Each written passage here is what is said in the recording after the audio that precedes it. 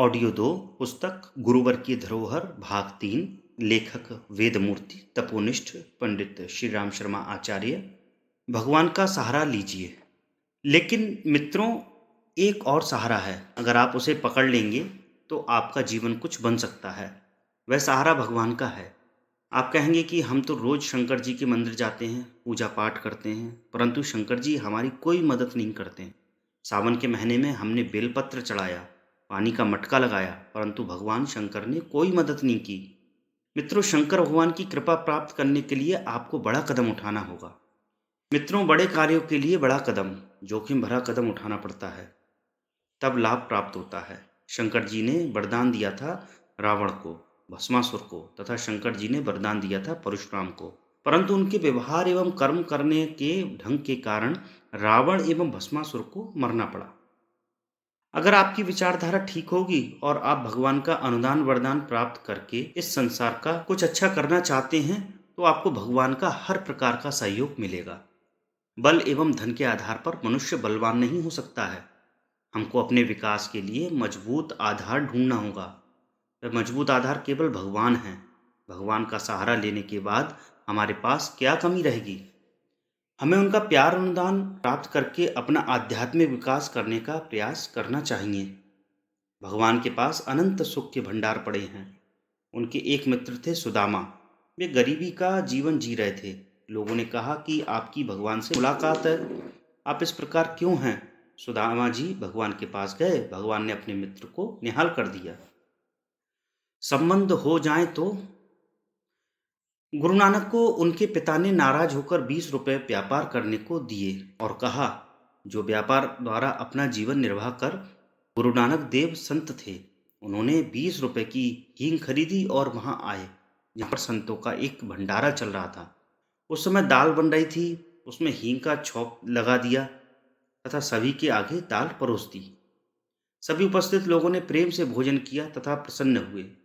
प्रातःकाल जब नानक घर पहुंचे तो उनके पिता काफी नाराज थे। उन्होंने पूछा कि पैसों का क्या किया? नानक जी ने सारी बात बता दी तथा ये कहा कि पिताजी, हमने ऐसा व्यापार किया है जो भविष्य में 1000 गुना होकर वापस होगा।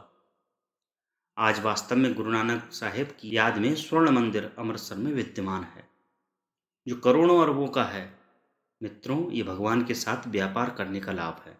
हमने विचार किया, वह कैसा मंदिर है? करोड़ का कौन सा मंदिर है जिसमें गुरु नानक सोए हुए हैं? मित्रों, ये महत्व है भगवान के साथ जुड़ने का, उससे संबंध करने का। मित्रों, कश्मीर में हजरत मोहम्मद साहब का पवित्र बाल एक शीशी में रखा है, जहाँ हजारों करोड़ों रुपयों की मस्जिद बनी है, जहाँ मोहम्मद साहब का बाल रखा है। अगर आज गुरु नानक देव मोहम्मद साहब आ जाएं तथा इतना बड़ा मूल्यवान मकान देख लें तो उनको आश्चर्य होगा। मित्रों, ये आध्यात्मिकता का मूल्य है। भगवान से संबंध बनाने के बाद आदमी कितना मूल्यवान हो जाता है, ये विचार करने का विषय है। वह बहुत कीमती हो जाता है। नानक, विवेकानंद, मोहम्मद साहब महान हो गए। भगवान से संबंध हो जाने पर आदमी का वजन और मूल्य दोनों बढ़ जाते हैं।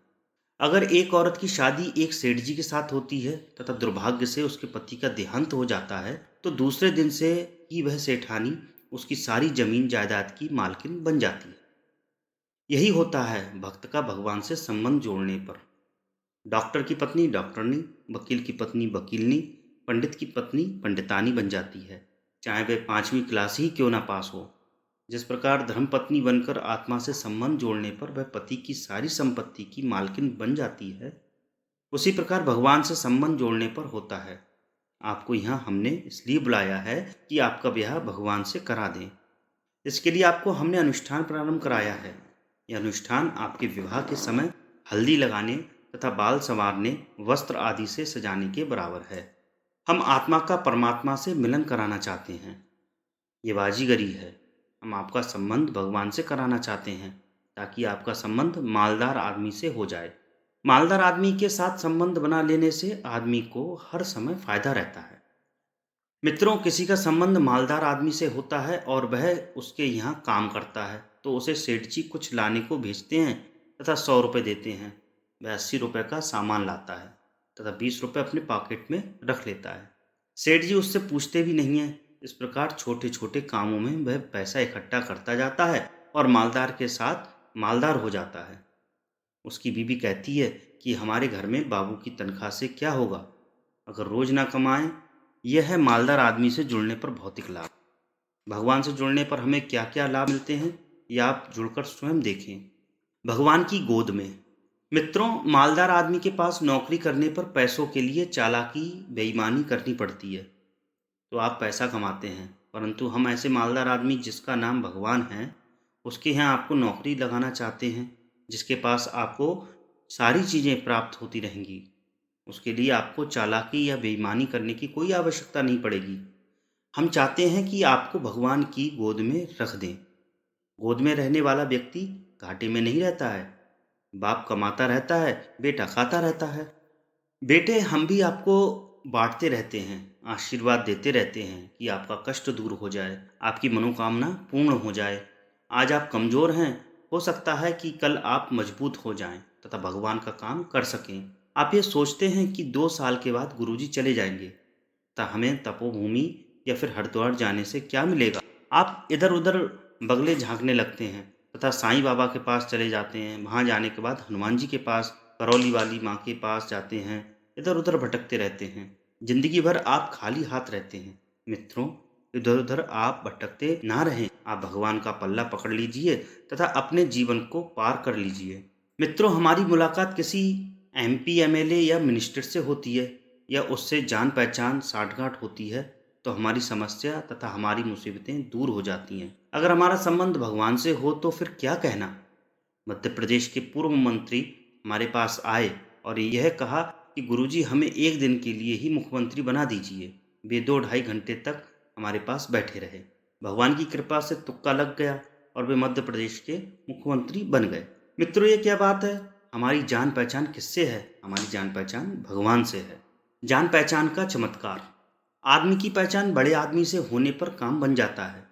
एक बार ऐसा ही हुआ कि एक पंडित जी थे। पंडित जी ने एक दुकानदार के पास 500 रुपये रख दिए। उन्होंने सोचा कि जब बच्ची की शादी होगी तो पैसा ले लेंगे। थोड़े दिनों के बाद जब बच्ची सयानी हो गई तो पंडित जी उस दुकानदार के पास गए। उसने नकार दिया कि आपने कब हमें पैसे दिया था। उसने पंडित जी से कहा कि क्या हमने कुछ लिख कर दिया है। पंडित जी इस हरकत से परेशान हो गए और चिंता में डूब गए। थोड़े दिन के बाद उन्हें याद आया कि क्यों ना राजा से इस बारे में शिकायत कर दें, ताकि वे कुछ फैसला कर दें एवं मेरा पैसा कन्या के विवाह के लिए मिल जाए। वे राजा के पास पहुंचे तथा अपनी फरियाद सुनाई। राजा ने कहा, कल हमारी सवारी निकलेगी, तुम उस लाला जी की दुकान के पास खड़े रहना।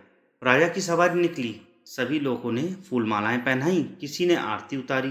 पंडित जी लाला जी की दुकान के पास खड़े थे। राजा ने कहा, गुरुजी, आप यहाँ कैसे? आप तो हमारे गुरु हैं, आइए इस बग्गी में बैठ जाइए। लाला जी ये सब देख रहे थे। उन्होंने आरती उतारी, सवारी आगे बढ़ गई। थोड़ी दूर चलने के बाद राजा ने पंडित जी को उतार दिया और कहा, पंडित जी, हमने आपका काम कर दिया, अब आगे आपका भाग्य।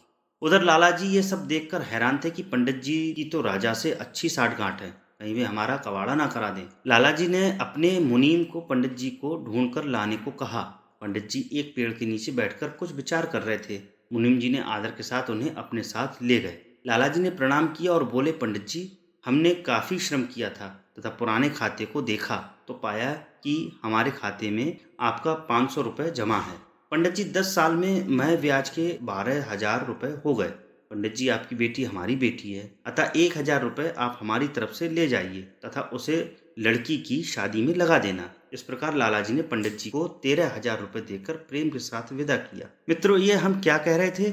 ये बतला रहे थे कि आप भी अगर इस दुनिया के राजा, जिसका नाम भगवान है, अगर अपना संबंध उससे जोड़ लें तो आपकी कोई समस्या कठिनाई नहीं रहेगी। आपको कोई तंग भी नहीं करेगा। आपके साथ अन्याय भी कोई नहीं कर सकता। 5 फुट वाला आदमी जब भगवान से जुड़ गया तो मित्रों, वह आदमी महात्मा बन गया। उस आदमी का नाम महात्मा गांधी हो गया, जिसको देखकर अंग्रेज डरते थे और ये कहते थे कि ये जादूगर है, इससे बचकर रहो। ब्रिटेन के प्रधानमंत्री उससे डरते थे और ये कहते थे कि ये बम है। उनने अपनी सभी मंत्रियों से गांधी जी से नजर न मिलाने की हिदायत दे रखी थी। वह काला गांधी नहीं, वरन वह गांधी था जो भगवान से जुड़ गया था। और वह उसी का चमत्कार था। वह चालाकी या अक्ल वाला गांधी नहीं था, बल्कि भगवान का सहयोगी गांधी था। इन शक्तियों को आप भी भगवान के पास बैठकर पा सकते हैं, अपने को महान बना सकते हैं। अगर आप अपने आप को तैयार कर लें तो सब कुछ प्राप्त कर सकते हैं तथा संत महामानव स्तर तक पहुंच सकते हैं।